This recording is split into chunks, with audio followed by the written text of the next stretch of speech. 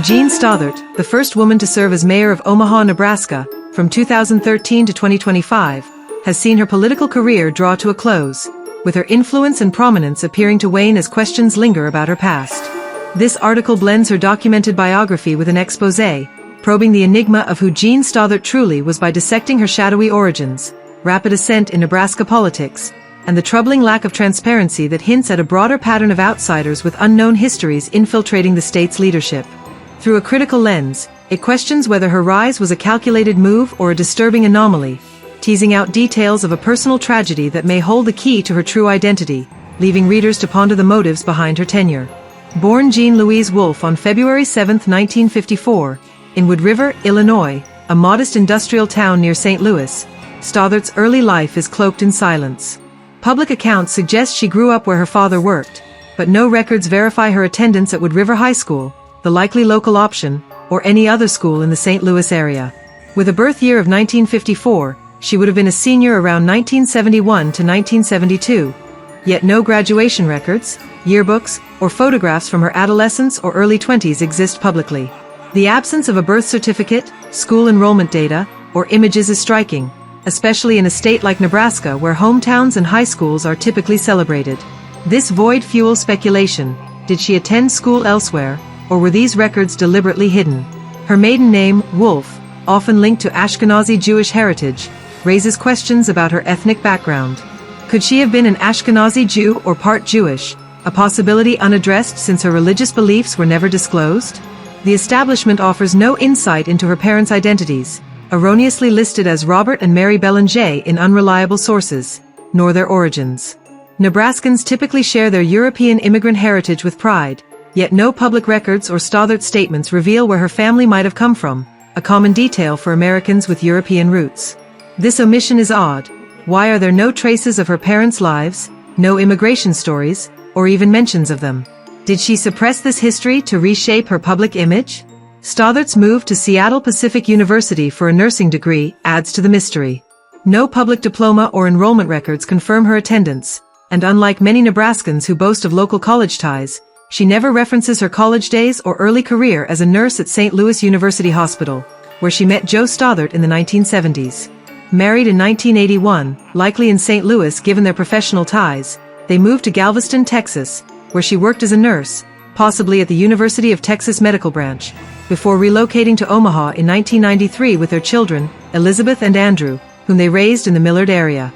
Her pre-Omaha career lacks detailed accounts. Did she work elsewhere? Or is this another gap? The absence of photographs or anecdotes from her childhood, adolescence, or early 20s contrasts with norms, suggesting a deliberate erasure. The circumstances of Joe Stothert's death on March 5, 2021, raise significant questions. On March 4, he was arrested for drunk driving with a blood alcohol level of 0.165, more than twice the legal limit, as confirmed by the Douglas County Sheriff's Office. The following day, he was found dead at their southwest Omaha home from a self-inflicted gunshot wound, with a note discovered on the kitchen counter, its contents never disclosed publicly. The Douglas County Sheriff's Office swiftly classified it as a suicide, but the investigation's brevity, lacking a detailed toxicology report beyond an initial confirmation of alcohol and caffeine, leaves gaps. Why was no comprehensive autopsy released, and what other evidence might have been overlooked? The office, potentially influenced by Jean's mayoral role over the Omaha Police Department, conducted minimal follow-up, prompting speculation about the thoroughness of the probe. Jean has claimed that COVID-19 contributed to Joe's mental decline, possibly blaming the pandemic, yet no one has publicly addressed whether her own reported volatile demeanor and mental state might have added to his distress, with whispers of psychological abuse within their marriage surfacing as a potential factor. Her emotional TV appearance on March 16, followed by a campaign resumption on March 17 that led to re-election victories, raises doubts about her motives. Could this have been a strategic use of sympathy?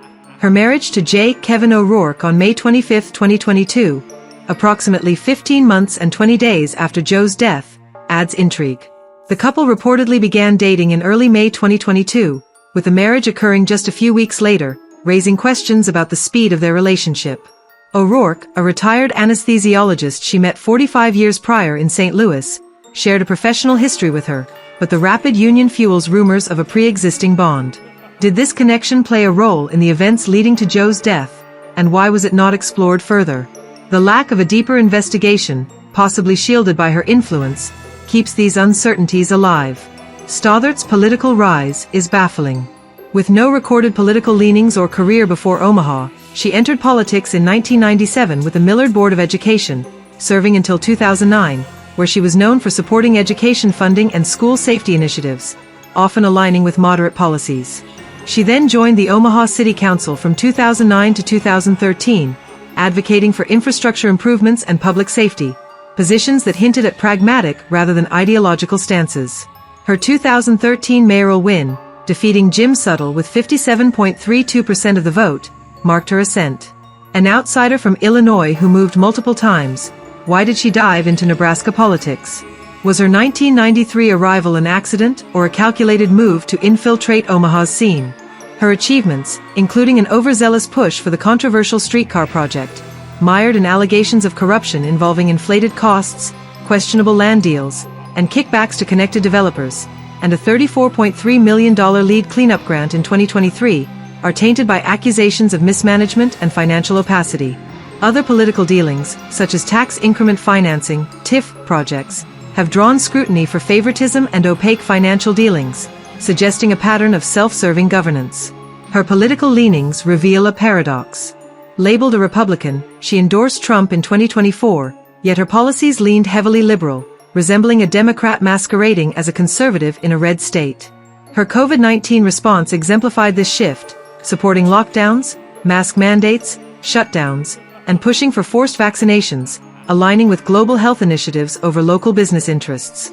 During the 2020 Black Lives Matter riots in Omaha, she made public statements backing the rioters, declining prosecutions or investigations despite widespread destruction.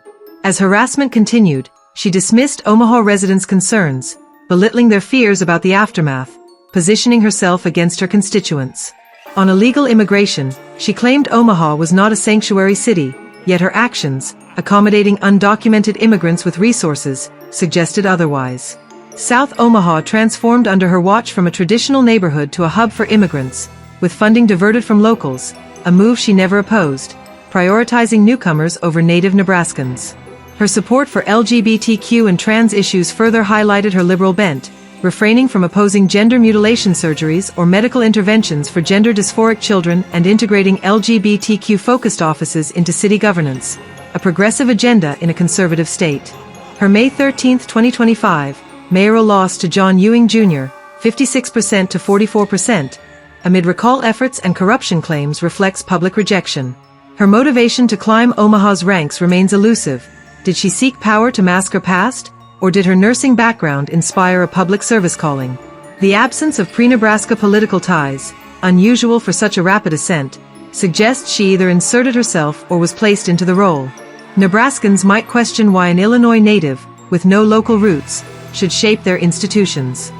Conclusion. Jean Stothert's life weaves a tale of political ambition shadowed by a concealed past. The lack of records about her childhood, adolescence, and early education, the mystery of her parents and potential Ashkenazi Jewish roots, and the suspicious handling of Joe's death paint a picture of a woman who may have used power to obscure her origins. Her liberal policies, COVID mandates, Black Lives Matter support, illegal immigrant accommodations, and LGBTQ advocacy, clash with her Republican label, suggesting a disruptive force pushing non-conservative agendas in a red state. With her term ended and her influence appearing to wane, the question persists: who was Jean Stothert, and what was she doing here? Was her rise a product of ambition or design, leveraging an unknown past to reshape Omaha? Could her demeanor have influenced Joe's troubles? And what did she achieve by masking her true intentions? The absence of a clear identity, despite her mayoral role, mirrors a troubling trend in Nebraska where leaders from parts unknown or with unknown histories, Stothert being another example, easily infiltrate and ascend in politics. This ease of integration, bringing outside ideas that affect those who have lived here all their lives, leaves her legacy as a divisive figure, more so than stated, prompting ongoing speculation about what she accomplished and how such figures continue to shape Nebraska's culture and politics with their questionable origins. Epilogue: Who really is Jean Stothert? This epilogue delves into the persona of Jean Stothert, seeking to unravel the true nature of Omaha's mayor from 2013 to 2025, a figure whose tenure has left the city scarred by corruption, division, and globalist overreach. Drawing from publicly available information, accessible private insights, sources close to the situation, and anonymous contributors who prefer to remain unnamed, this analysis compiles relevant facts. The evidence, while suggestive, invites individual scrutiny to determine the truth behind her rise and rule. According to the available information, Jean Stothert was not merely a local politician but a Jew, an agent of a foreign nation, and a trained communist with deep socialist leanings, planted in Omaha to infiltrate and ascend the political ladder. The available data paints a portrait of a woman whose origins and allegiances are shrouded in mystery, hinting at a calculated infiltration into American civic life. Born allegedly in Wood River, Illinois, around 1954, her early life before 1980 remains conspicuously undocumented, with no concrete public records to confirm her upbringing or family background. It is speculated that she may be an Ashkenazi Jew, her maiden name, Wolf, aligning with Jewish heritage, possibly indicating parents who were either established in the U.S. or dispatched from the newly formed Israel post-1948 to assimilate and raise offspring for future public roles. This theory suggests a Zionist agenda, where her family, potentially connected to Israel, planned to embed their lineage into American institutions, leveraging education and political assent to implement globalist directives decades later. Alternatively, she might have surfaced in St. Louis around 1980 with fabricated credentials, her past a constructed facade to mask a hidden history as a dual citizen or operative of globalist networks.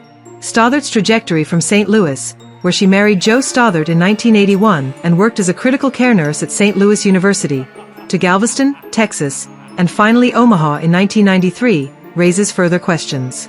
Did she attend a conservative Free Methodist University in Washington to disguise a communist upbringing, or was her communist and Marxist training acquired later, perhaps during her nursing career or through recruitment by globalist agents?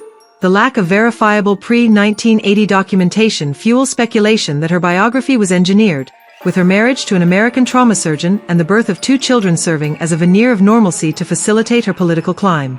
Her ascent from the Millard Board of Education to the Omaha City Council and ultimately mayor in 2013, despite limited political experience, suggests unseen assistance, possibly from financial backers or foreign influences tied to Israel or globalist entities.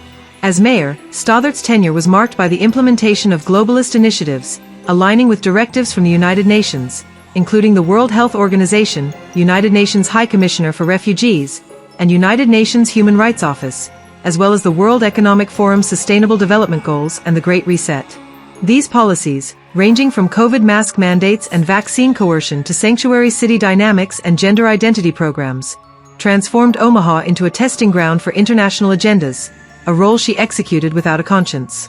Sources suggest she was planted in Omaha as part of a broader network of infiltrators, both foreign and domestic, tasked with embedding globalist goals into strategic American communities.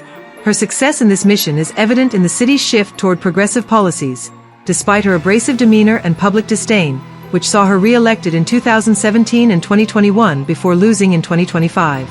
Joe Stothert's death by self-inflicted gunshot in 2021 raises further questions. While officially a suicide, the circumstances, marked by excessive drinking and his arrest for drunk driving the prior day, exacerbated by Stothert's public admission of his distress, suggest deeper turmoil. Sources claim Joe may have been aware, or became more aware, of her dual life as an agent, possibly linked to Israel or globalist cabals, and also her complicated personal life and rumored inappropriate relationships, driving him to despair compounded by her alleged psychosis and constant nagging. The subsequent lack of a thorough investigation, influenced by Stothert's office and local political collusion, raises suspicions of a cover-up, with her exploitation of his death for sympathy votes further tainting her image. Her subsequent marriage shortly after his death, following a very short engagement, seems very suspicious. The absence of intervention, despite Joe's medical access, and the cursory police response underscore a systemic protection of her position. This suggests a cover-up, enabled by a network of local officials with financial and political stakes, shielding Stothert from scrutiny during her re-election campaigns. Stothert's policies reflect a disdain for Omaha's residents, particularly children, whom she subjected to harmful mandates, and her self-righteous persona, coupled with a reliance on talking points over substance, hints at a controlled operative rather than an independent leader. Her claim of Omaha's people as compliant during COVID enforcement reveals a mindset geared toward control, likely directed by external globalist or Israeli influences. Whether her Jewish heritage is factual or a convenient narrative, her actions align with a pattern of elitist indifference, where she and her collaborators, both naive Nebraskans and calculated infiltrators, advanced agendas for personal gain or ideological zeal. In conclusion, Jean Stothert emerges as a figure of manipulation and subversion, likely a Jewish communist infiltrator with ties to Israel and globalist organizations, planted to reshape Omaha. Her pre-1980 past remains a cipher, her political rise a product of unseen support, and her legacy a testament to a city betrayed. As she exits office on June 9, 2025, the reader must weigh these facts, public, private, and anecdotal, against the backdrop of her divisive reign, deducing whether she was just a crazy and corrupt stupid old bird brain loon or a pawn in a larger scheme, but undeniably Omaha's worst mayor ever.